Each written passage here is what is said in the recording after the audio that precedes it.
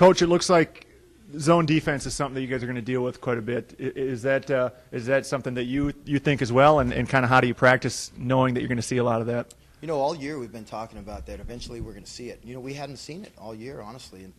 Little tidbits here and there, but nothing of a steady dose. I do think we're going to see it a little bit more. You know, one thing, looking at the stats and the conference stats, I think our opponents have shot almost 30 more.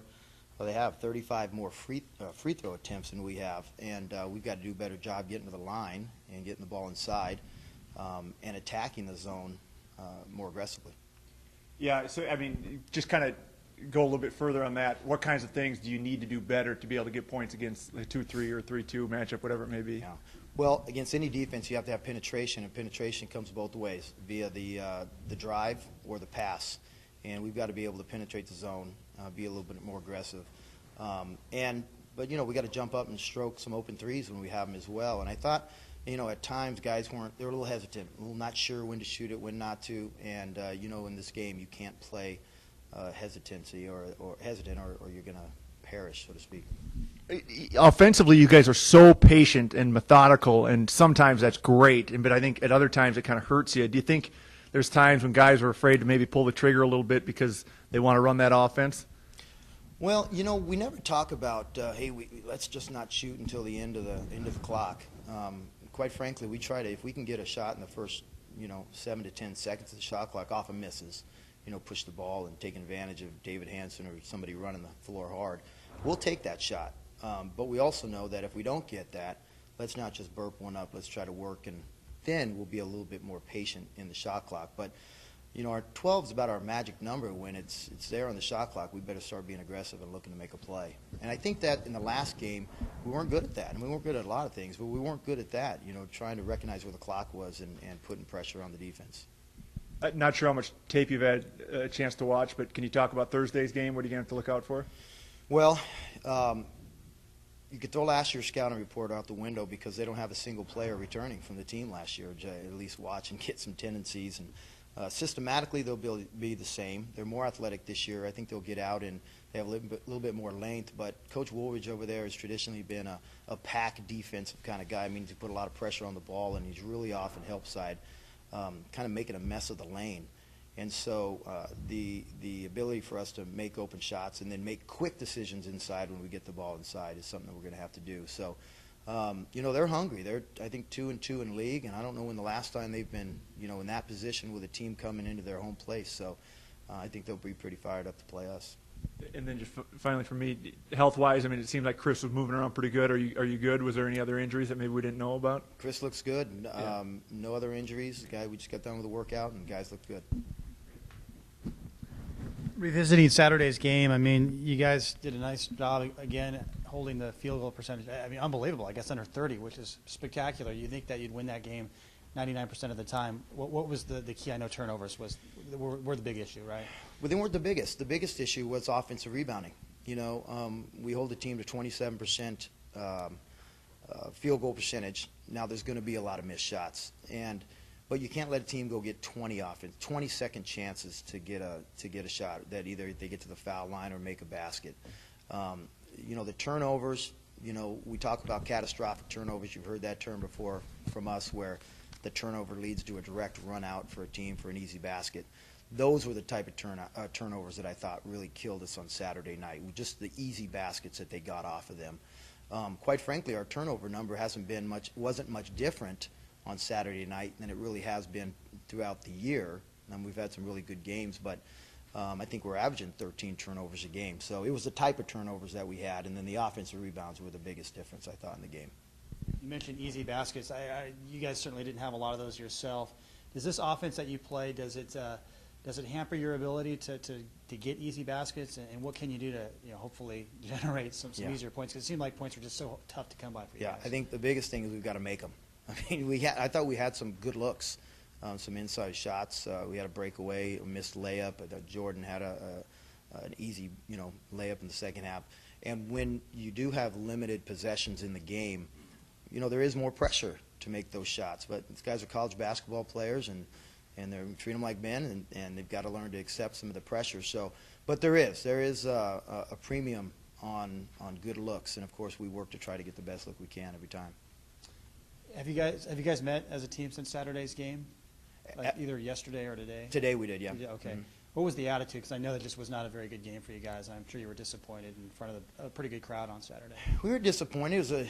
It was an opportunity lost. I mean, every chance you play a game, especially at home, you have a great opportunity. And I thought our guys felt like they squandered it away a little bit. I mean, it wasn't a team that was physically dominant over us. I thought it was a team that wanted it a little bit more and chased down a lot of loose balls and made us play hurried and uncomfortable, and I thought they did a great job of taking us out of any kind of a rhythm or tempo that we wanted to play. You talked about Riverside already. How about Northridge? I know they just beat Fullerton pretty good, I believe, on Saturday. What do you know about Cal State Cal State Northridge? Yeah, in a typical Coach Braswell style, they're very athletic and very deep. They play a lot of guys. I mean, the scouting report will be 12, 13 guys to prepare for, and with that type of style, it really gives guys, talking about Northridge, it gives players from their team a real opportunity to step up and have a game, or not. So they traditionally throw a lot of different defenses at you, always try to keep great pressure on the ball.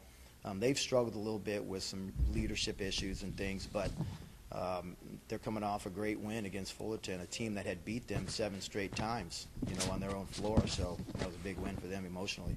When you look at the Big West standings, I mean, it looks like Long Beach, they may run away with it. But, I mean, after that, I mean, 2 through 9, I mean, Yeah. It could go any way. So if you could just talk about the importance of each and every game. And, you said a missed opportunity. A missed opportunity in this league could move you up and down several spots. So. It could. There's no doubt. Well, the first, you guys followed as much as we do, but the first night of league play, all 4 road teams won. Not a home team won the first night. So, we go on the road and win 2, and anything can happen in this league. That's why, Thursday night, Saturday, Santa Barbara next week, so on and so forth. Every game is a great opportunity. And, think about last year, went right to the end where, we went from chance to be 8-8 and finishing tied for 3rd to getting the 6th seed. And I think that's going to be the case this year. I think Long Beach has proven themselves to be, their experience, those juniors that have all been around and championship tested and everything else, are kind of making a statement. They're winning close games. They're down 7 with 2.5 minutes to go the other night at home to Pacific and come back and win. That showed a lot of character. So, but you're right. I think 3 through 9, it's going to be a dogfight for sure. Hey, Mark, can you compare what UC Irvine did to you guys defensively to anyone else or any other game this year? Of like opponents. I mean, San Diego State physically and athletically is more dominant, but I think the thing that Irvine did to us different than anybody's, they switched defenses. They played some man, they got out and pressed us. They tried to create some tempo. That's the one thing that I've thought teams would do to us a little bit more, is try to increase the number of possessions in the game.